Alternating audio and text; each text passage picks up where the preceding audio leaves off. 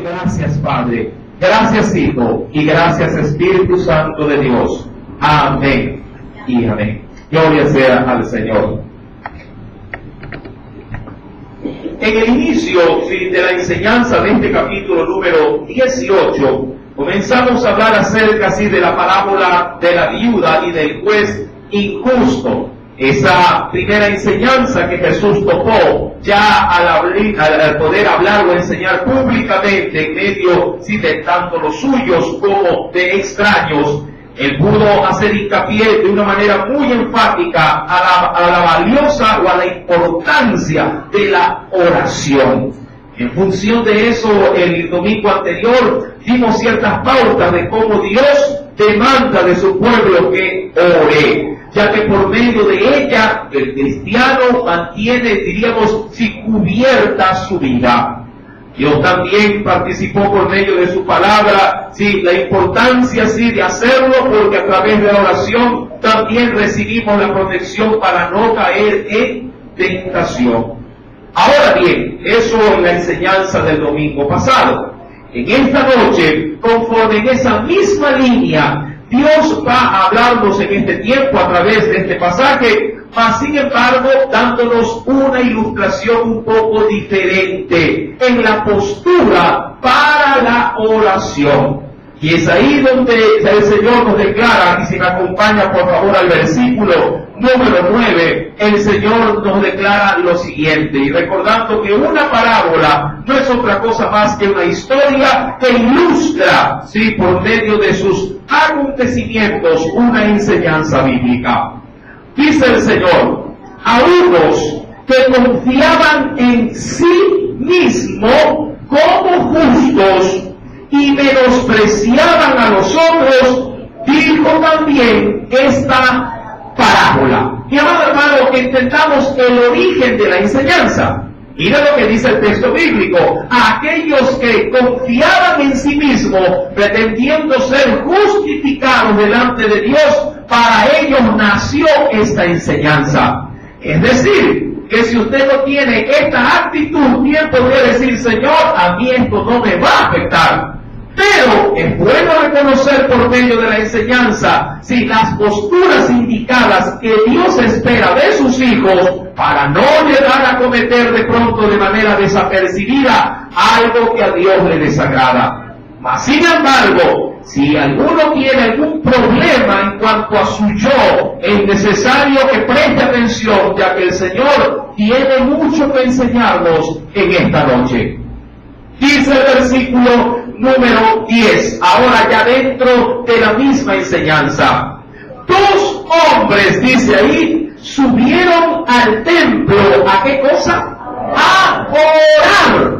Y estos, dice la Biblia, uno era fariseo y otro publicano. Tengamos presente primeramente, tanto lo uno como lo otro. El fariseo, al igual que otro tipo de partidarios religiosos, era una persona que estaba identificada con la religión judía. Un fariseo, mi amado hermano, tenía como función estudiar la palabra y al mismo tiempo enseñarla al pueblo. De hecho, el grupo de los fariseos era el grupo de mayor trascendencia e influencia religiosa, en un lugar llamado Sanedrín, o que podríamos nosotros también reconocer como un concilio. Este tipo de personas que formaban parte del grupo religioso dentro de su contexto tenían grandes y diríamos importantes influencias aún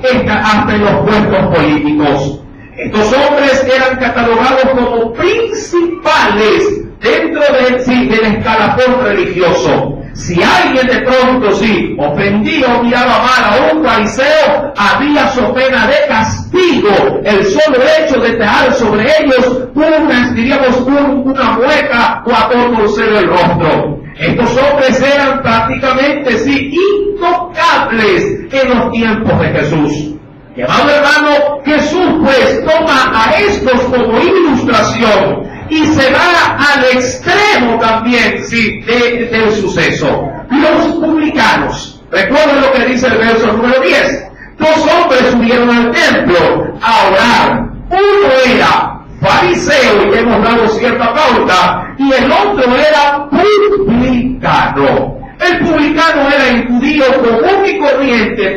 pero que tenía como oficio la recaudación de los impuestos. Es necesario, mi querido hermano, también reconocer que para un judío practicar o tener como ejercicio laboral la recaudación de impuestos era así como un traidor a la patria, era considerado un traidor a la patria. ¿Por qué? Primeramente, los impuestos no eran para el propio gobierno de Israel. Los recaudadores de impuestos eran personas, diríamos así, tomadas por parte del Imperio Romano y puestas en medio de muchas provincias judías para poder recaudar los valores que Roma imponía como sanción o impuesto a cada uno de aquellos que había sometido en esclavitud. Estos recaudadores de impuestos tenían la labor, pues, prácticamente de meterle la mano al bolsillo al pueblo y luego,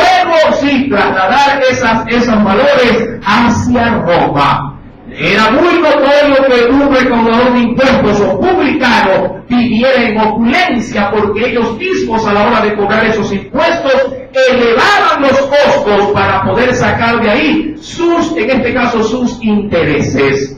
Y ahí, mi querido hermano, que Jesús, tomando, diríamos, los dos lados opuestos de la situación, ha de dar una preciosa enseñanza. Ahora bien, dice la Biblia, dos hombres subieron al templo a orar. Uno era fariseo y el otro publicano. Ahora bien, analicemos la parábola. El fariseo, puesto en pie, oraba consigo mismo de esta manera: Dios, te doy gracias porque no soy como los otros hombres, ladrones, injustos, adúlteros, ni aún, obviamente dirigiéndose ¿a quién? Al publicano, como este publicano. Ayuno 2 veces a la semana, doy tiempo de todo lo que gano. Más adelante dice Jesús, mas el publicano, como oraba, estando lejos, no quería ni aún alzar los ojos al cielo, sino que se golpeara el pecho diciendo: Dios, sé propicio a mí, pecador. Y amado hermano, para poder entrar en la enseñanza de esta noche, vamos a analizar de manera estructurada cada una de las partes de las oraciones, tanto del publicano como la del fariseo. ¿Por qué es importante el análisis de la misma? Porque esto nos va a dar lecciones de cómo debemos de acercarnos a Dios en oración.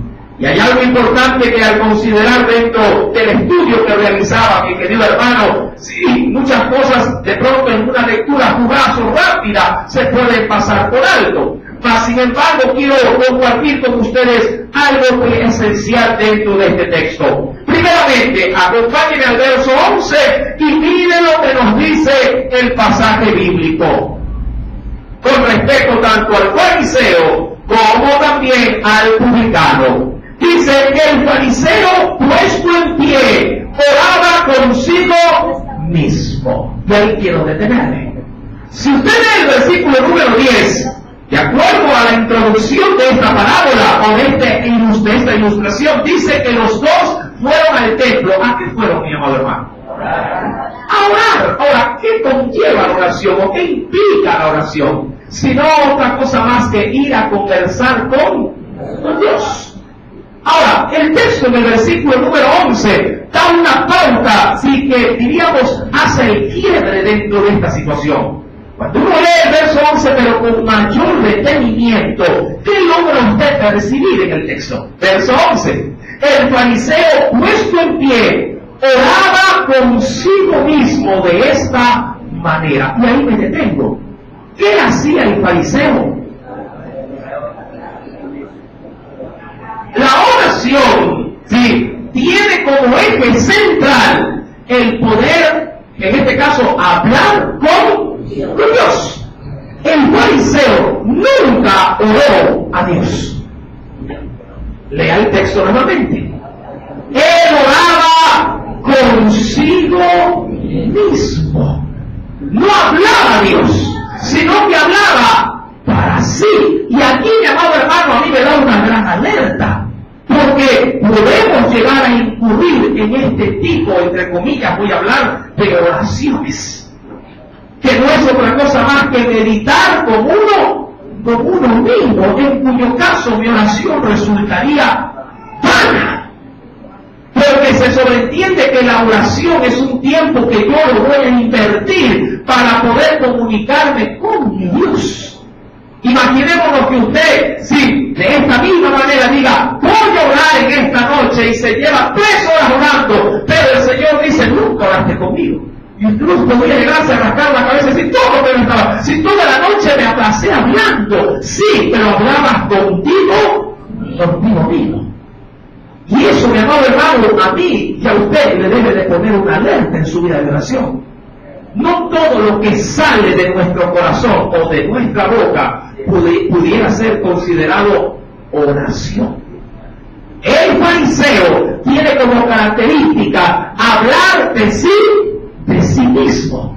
¿No le ha pasado de pronto en sus oraciones que usted aduce que está orando, pero a la larga está hablando es consigo mismo? ¿Usted ha considerado en la calle como mucha gente va hablando solita? Pareciera ser que está murmurando, y algunos podrían decir, uy, se lo ve como un loquito.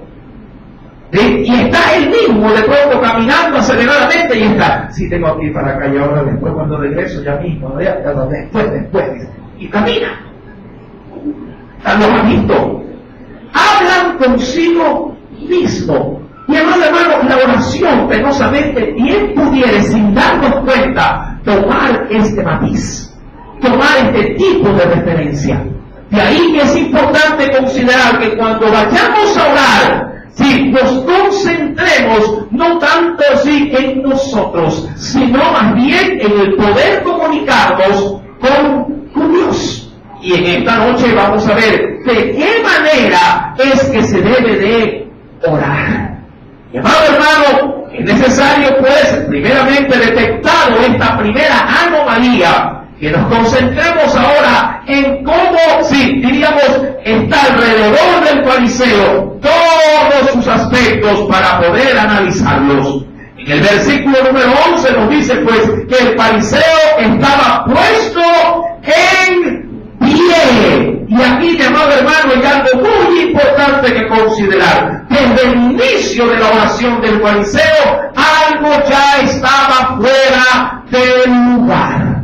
¿A qué me refiero? Él estaba puesto en pie, es decir, que tenía una postura o una actitud de irreverencia o no adecuada.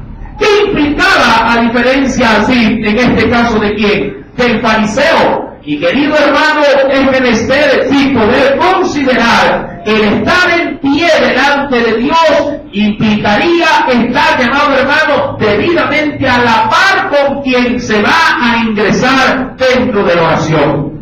De hecho, mi amado hermano, que la postura de estar de pie implicaba dentro de los términos propiamente de culto dentro de la nación judía como un acto de irreverencia. Mi amado hermano, sí, siempre la postura adecuada o tradicional del judío era de estar postrado delante de Dios. Esta actitud, mi amado hermano, de manera inicial ya dejaba notar que el fariseo, sí, pretendía, mi querido hermano, estar a la par dentro de esa conversación con Dios. Por su parte, si analizamos y me acompaña por favor al versículo 13, sí, la postura del publicano, dice la Biblia, habría de estar, dice ahí, de lejos. Sí, no quería, dice aún, ni aún alzar los ojos al cielo. Ahora, ¿cuál es la postura del uno y la postura del otro? Esto en cuanto a su forma de presentarse delante de Dios. El uno estaba altivo y el otro estaba humillado. Sí, se sentía indigno, tan indigno que para él el solo hecho de alzar los ojos ojos al cielo, lo asumía como una falta de respeto por la condición en la que él había entrado en la casa de Dios. Recuerda lo que dice el versículo número 10 al inicio: 2 hombres subieron al templo, a la casa del Señor. Mas sin embargo, el uno puesto en pie y el otro, obviamente, hincado y aún sus ojos clavados en el suelo, implicaba humillación. Cuando uno va, mi querido hermano, y acompáñeme por favor al libro de Job, capítulo número 9. Mira lo que nos dice el Espíritu Santo. En el libro de Job, capítulo número 9, antes de los Salmos.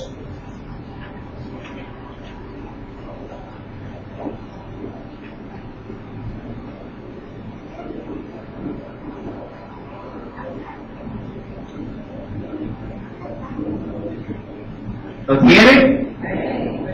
Dice la palabra de nuestro Dios: si yo me justificare, me condenaría mi boca.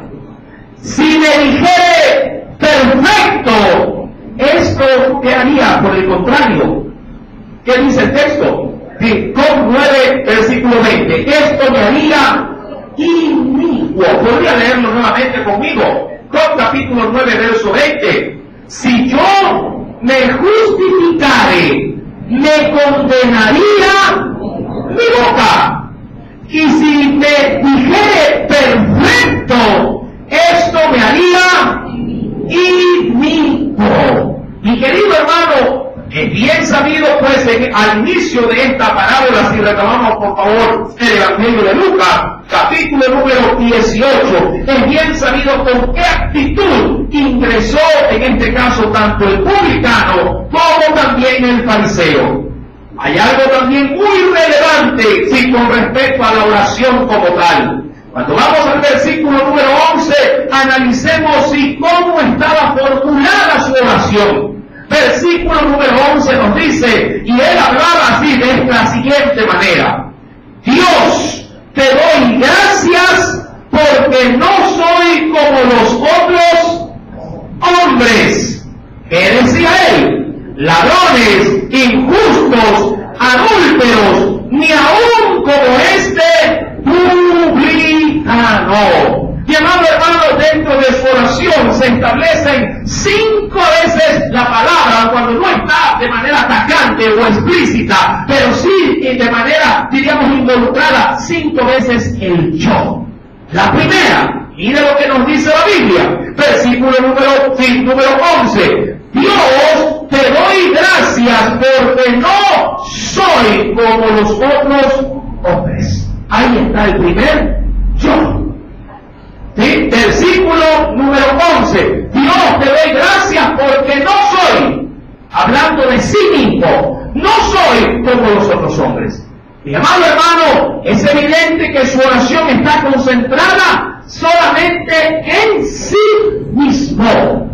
Como segunda parte nos dice en el versículo número 11, en la parte final, ni aún como este publicano.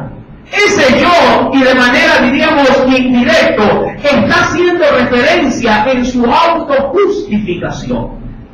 Cuando él menciona ni este, la palabrita o el término este, viene de una palabra derivada del griego que implica, sí, distinguir, pero peyorativamente o negativamente a su prójimo.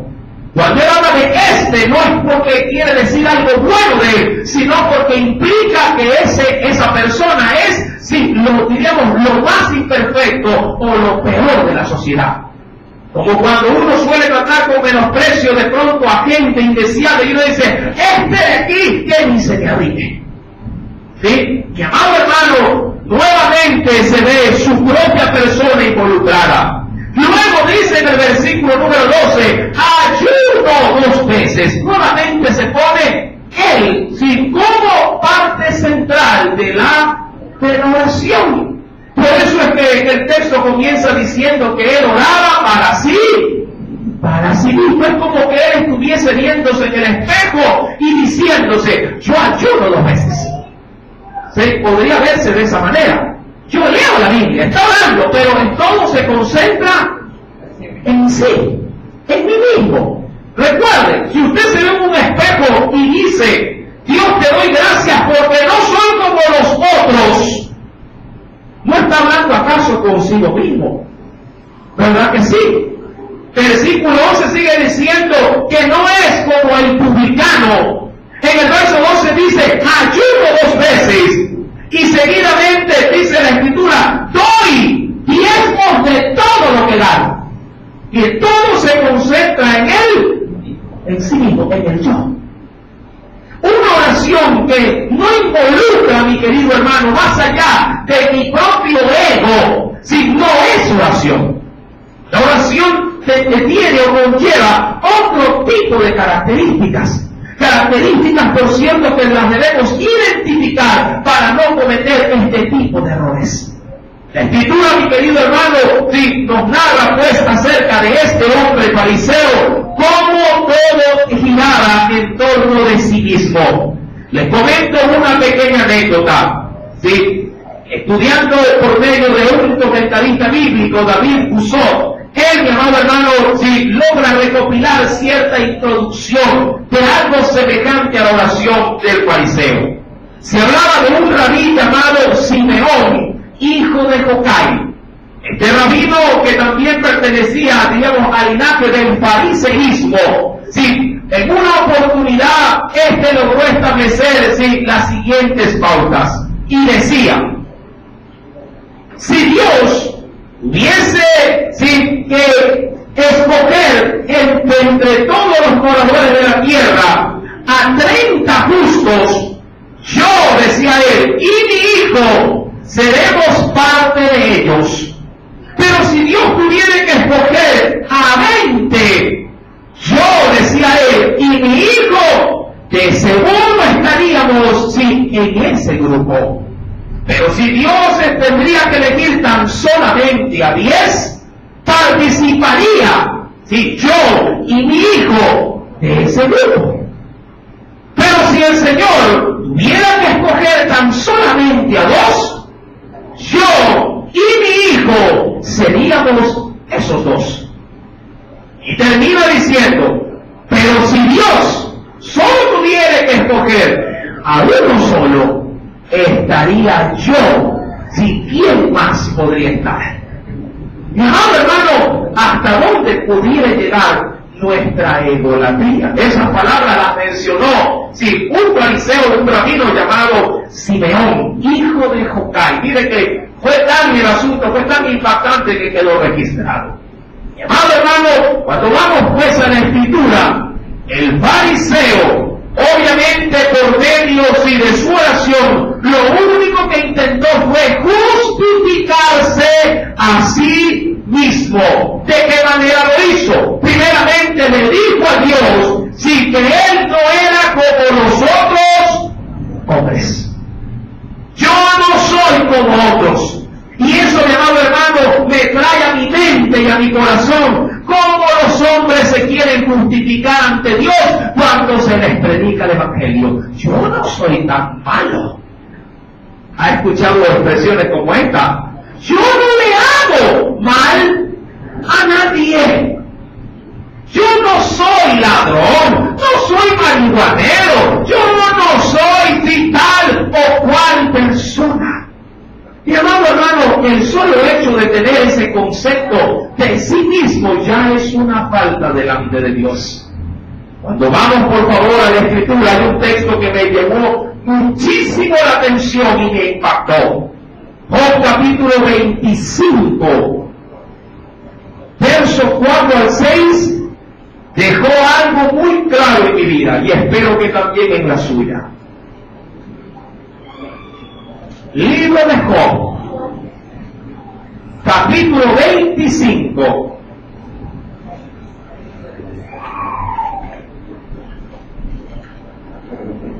¿Tiene?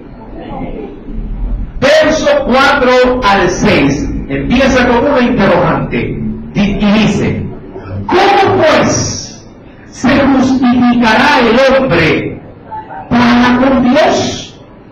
¿Y cómo será limpio el que nace de mujer. Y ponga atención a esto. He aquí que ni aún la misma luna será resplandeciente, ni las estrellas son limpias delante de sus ojos.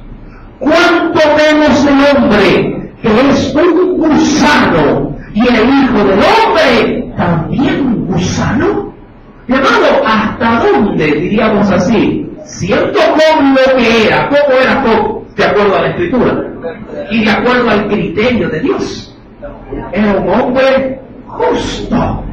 Pero ni así, mi querido hermano, si queremos presentarnos delante de Dios, si tenemos, diríamos, las condiciones favorables como para poder salir airoso delante de Él. Y querido hermano, cuando retomamos, por favor, sí, el texto de estudio en esta noche, San Lucas capítulo 18, lo único que hace el publicano es, sí, justificarse y reflejar en este caso, sí, todos los males en otros, menos en sí mismo. No soy como los otros hombres. ¿Cómo eran de acuerdo a su perspectiva los otros hombres? Ladrones, injustos, adúlteros. Sí, y para rematar el asunto, recuerde que él está en donde, en el templo, y obviamente se ha percatado que junto a él, ¿quién está? Un publicano. Sí, cosa muy curiosa. Estaba en el templo, estaba entre comillas orando, y estaba haciendo pedazos ¿a quién? A su prójimo, a su hermano en la fe. ¿Podría, mi amado hermano, de hecho alguien venir a la casa de Dios a destruir la vida de su hermano en la fe? Pues he aquí, este texto lo expone de esa manera. Está hablando y al mismo tiempo está denigrando, sí, a su hermano en la fe. No es raro de pronto ver dentro de las congregaciones cómo si entre uno mismo, podríamos decirlo así, si mirando como con el rabito del ojo, sí, de manera despectiva al hermano en la fe que va entrando. Sí, o torciendo su rostro como cuando suelen pasar dentro de las aulas de las escuelas o los colegios. Sí, es muy notorio dentro de la misma que ingresa una compañera o un compañero le tuerce. ¿Se ha dado cuenta? En las iglesias pudiera bien llegar a pasar lo mismo también. El fariseo, recuerda, está junto a un publicano y él lo toma justamente como referencia de maldad, como referencia de pecado. Ni aún le dice ahí como publicano. Es decir, él se presenta como primera parte de su oración como un hombre limpio, sin pecado, sin mancha. Pues déjeme decirle que ante Dios, mi querido hermano, todos somos pecadores. Todos, sí, estamos fuera de la gracia de nuestro Dios. Para el Señor, un hombre que trata de venir ante Él justificándose a sí mismo es un hombre doblemente culpable, porque es pecador y aparte su oración es mentirosa. ¿Cómo nos presentamos ante Él en oración?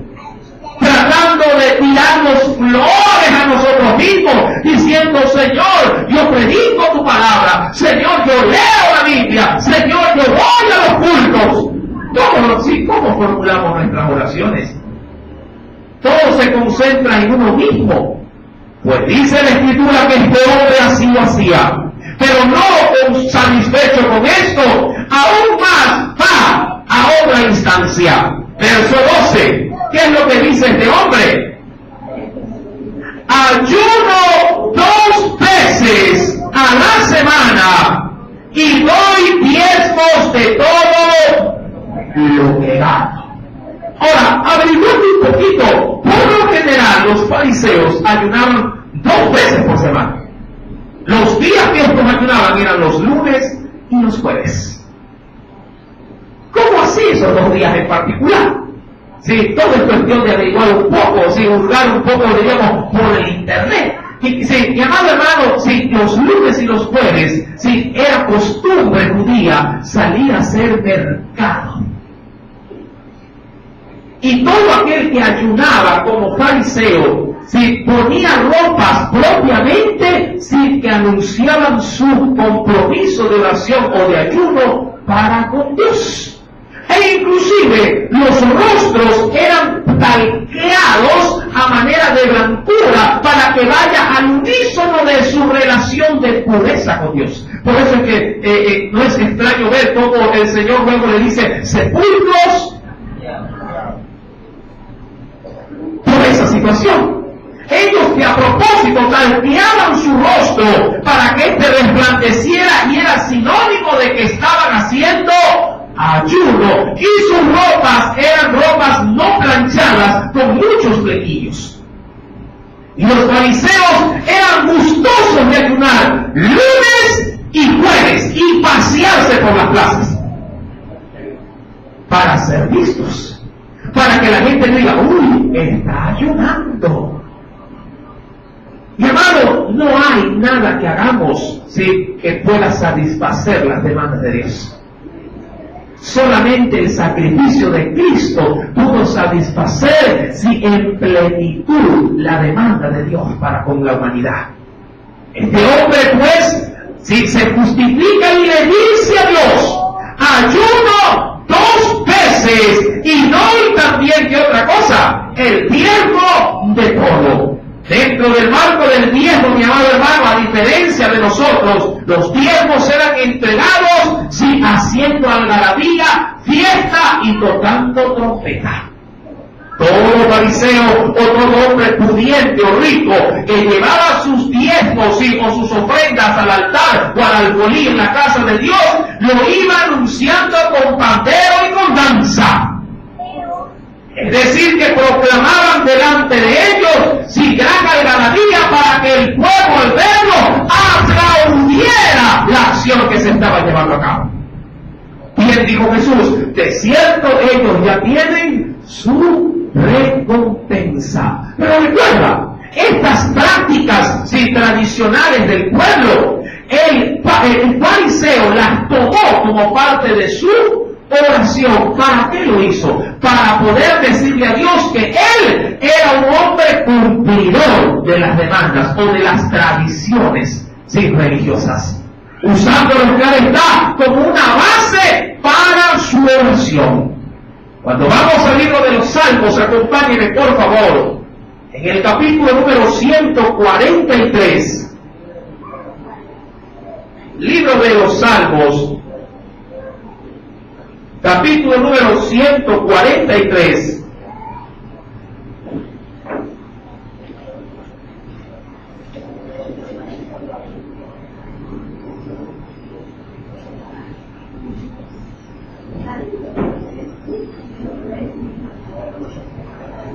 Verso número 1 al 2. Mira lo que nos dice el salmista.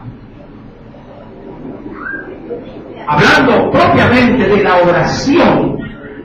¿Ya lo tienen? ¡Oh Jehová! Oye mi oración. ¿Y qué conlleva la oración?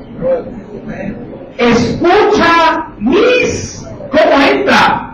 Con ruegos, con súplicas. ¿Cómo entró el fariseo? ¿Entró rogando, suplicando? ¿O entró orgullosamente, elogiándose por todo lo que hacía? Escucha mis ruegos. Respóndeme por tu verdad. ¿Y por qué? Por mi justicia. ¿Qué decía él? No por lo que yo pueda hacer, sino por tu justicia.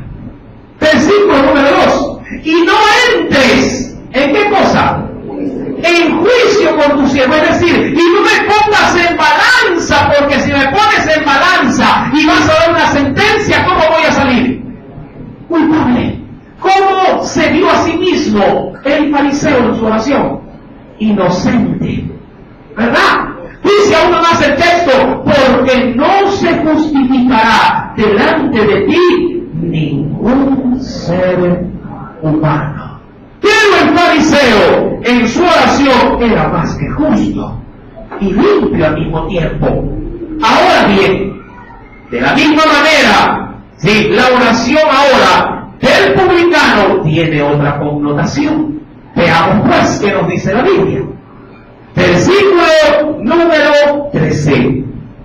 Mas el publicano, ¿cómo estaba delante del Señor? Estando de lejos, no quería ni aún alzar los ojos al cielo. Sí, en esta primera postura, mi querido hermano, el publicano estaba distante. ¿Distante de qué?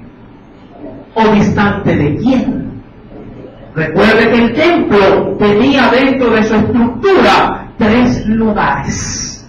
El lugar, sí, santísimo, donde estaba la presencia de Dios, el lugar santo, donde estaban los instrumentos de la administración, y también el atrio exterior.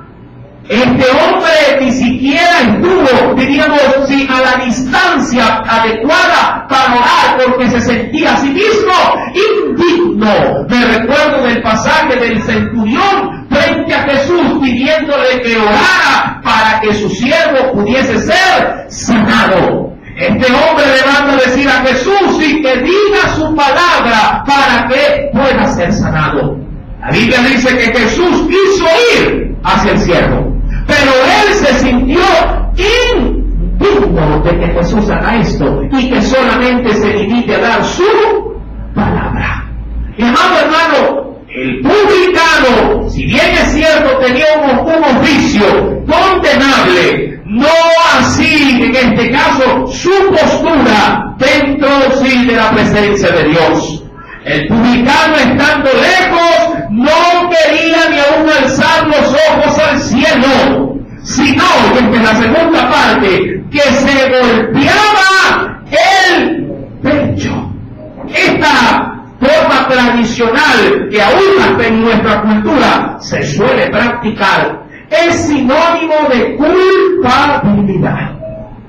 Golpearse el pecho, mi querido hermano, implicaba de que el hombre estaba de alguna manera, así, diríamos así, infringiendo a un autodolor en sí mismo en la región del corazón, porque sabía que de ahí emanaban todos los males. Diría cualquiera: Señor, arranca este corazón, líbrame de este corazón, cambia este corazón, porque con este te ofendo y pisoteo tu voluntad. El publicano, mi querido hermano, fue con una postura correcta y con una actitud adecuada. Él reconocía, a diferencia del fariseo, su culpabilidad delante de un Dios santo. Cuando vamos, por favor, y acompáñenme a la carta de los Romanos, en el capítulo número 3, mira lo que nos dice nuestro Dios.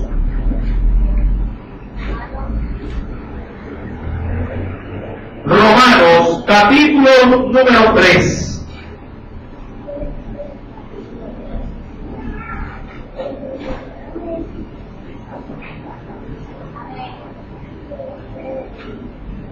Este hombre fue bajo otra connotación muy diferente a la del fariseo. Romanos capítulo 3, verso número 30. Y esto es muy importante también reconocer. Dice el Señor: porque Dios es uno, y Él, es decir, solamente Él, justificará. ¿Pero por qué justificará? Por lo que hacemos. ¿Por qué cosa dice? Por la fe, por el creer. Dice ahí: ¿a quiénes? A los de la circuncisión, es decir, a los de su pueblo, y por medio también de la fe, a los de la incircuncisión, es decir, a todo el mundo, tanto a los suyos como a los extraños, tanto, diríamos así, a los hebreos como a los gentiles también. Pero ¿por qué el Señor nos justifica? No por lo que hacemos, sino por la fe, y obviamente por la fe depositada en Cristo Jesús. Siempre nuestra oración debe de conllevar, sí, diríamos, los actos que Jesús ha hecho por nosotros, no lo que nosotros hemos hecho por nuestras propias manos. Mi amado hermano, usted no puede acercarse a Dios en oración diciéndole: Señor, yo vengo delante de ti y tengo acceso porque soy buen padre, soy buen marido, soy un buen empleado, soy un hijo de Dios. Mi querido hermano, esas justicias no satisfacen a Dios. Pero si usted va, en arrepentimiento, en el nombre de Cristo Jesús, tiene acceso al lugar santísimo y podrá tener toda la atención y la apertura de parte de su Dios. Y querido hermano, cuando retomamos pues el Evangelio de Lucas, capítulo número 18, este hombre golpeando su pecho, es decir, reconociendo la culpa por ser pecador, como cualquier otro hombre, viene y le dice al Señor: Dios, sé propicio a mí, pecador. El término propicio en el griego se lo lee de la siguiente manera: ilaskomai, comienza con H, y de ahí tal cual como lo escucha, ilaskomai, que significa sacrificio expiatorio. Ahora, el publicano no oró tan profusamente o tan largamente, fue muy recatado, pero usó las palabras, diríamos, pertinentes en su oración. ¿Qué es lo que trata de decir el publicano? Cuando está orando, le está diciendo a Dios: Señor, sé tú o usa tú el sacrificio que me puede limpiar, porque soy un hombre pecador. Versículo número 13. Sé propicio a mí, pecador. ¿Sabía usted que en el Nuevo Testamento solo en 2 ocasiones se utiliza el término, no tanto el término como así, de propicio o propiciación, porque de ahí se deriva, pero sí el término del cual le he leído que significa ilaskomai? Este término no solamente lo dice en Lucas 18, versículo número 13, sino que también se habla acerca de esto a través de Jesús en Hebreos capítulo 2, verso 17. Ahí también se utiliza el término ilaskomai. Acompáñenme por favor y leámoslo. Hebreos, carta a los Hebreos, capítulo número 2, verso número 17.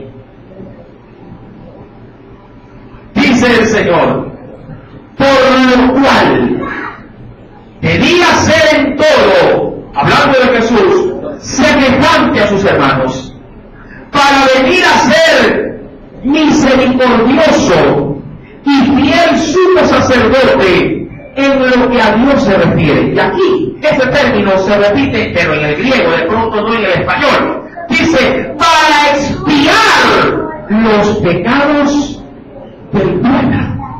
El término expiar significa lo mismo que utilizó, mi amado hermano, el publicano en su oración.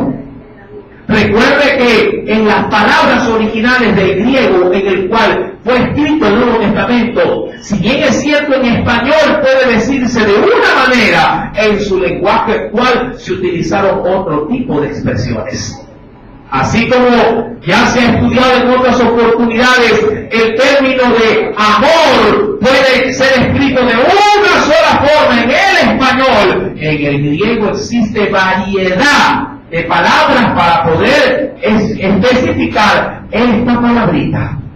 Querido hermano, este término, pues, ilaskomai, que significa expiación, para poder ser limpio delante de Dios, es lo que conlleva su oración por parte del publicano. Él le dijo a Dios, verso 13, Dios, sé propicio, es decir, usa el sacrificio expiatorio porque soy pecador. Ahora, qué importante es esta oración. El publicano le está diciendo a Dios, Señor, yo no puedo hacer nada que me pueda traer limpieza de pecado. Yo no puedo venir ante ti con algo que pueda llegar a agradarte y que no salga de este encuentro limpio. Tú tienes la solución para mi pecado, porque tú puedes expiarme, tú puedes ser propicio y las comay. Solo tú puedes hacerlo. Qué preciosa la oración donde se puede reconocer en ella que Dios lo es todo y yo soy nada. Si tu oración tiene estas características, de segura será escuchada y será también respondida. Mi amado hermano, el Señor nos menciona, ¿sí?, en este último pasaje del versículo número 14, dice nuestro Salvador Jesucristo, verso 14, os digo que hablando de quién, del publicano, este último, descendió, y me interesa bastante esto, descendió, es decir, que él logró con su oración estar en donde, en la presencia de Dios. Descendió, dice la Escritura, justificado, ¿sí?, antes que el otro nunca llegó siquiera a subir. ¿Por qué? Porque siempre su oración, si fue consigo, nunca llegó a dar con Dios. Solamente fue como verse al espejo y darse un discurso. Porque cualquiera que se enaltece será humillado, y el que se humilla será enaltecido. Hay 3 versículos bíblicos en esta parte final que logran, mi amado hermano, sí, decir justamente las palabras de Jesús. Y recuerde que cuando en la Biblia existen 2 o más veces acerca de algo, es porque la cosa va en firme de parte de Dios. Y eso también compete a la oración. Acompáñenme por favor al primer texto bíblico, Proverbios capítulo número 3, verso 34.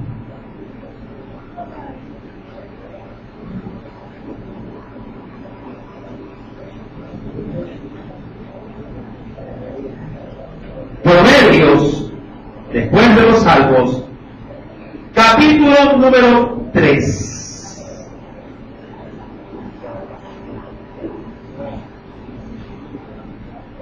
¿Lo tienen? Verso 34. Ciertamente, dice el texto.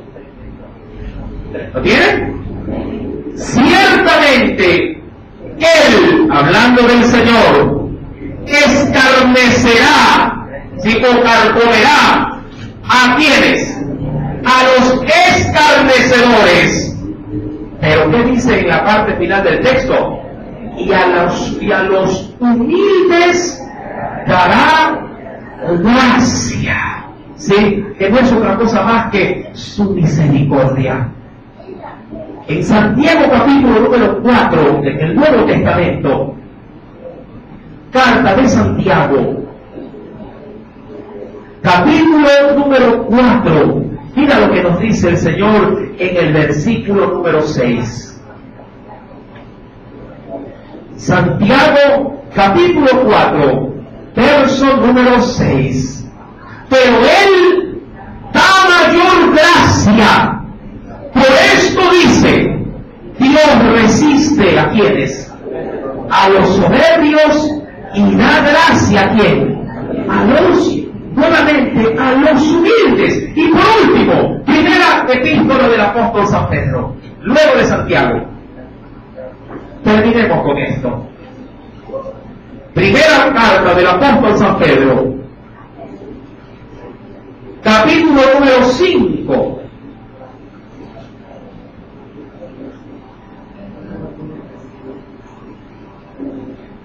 Verso 5. Dice el Señor: igualmente, jóvenes, están sujetos a los ancianos. Y aquí quiero llegar. Y todos, hablando ya de la iglesia, sumisos unos a otros, revestidos de ¿qué cosa nos manda a revestir el Señor? Es como ponerse otro ropaje encima del que tenemos.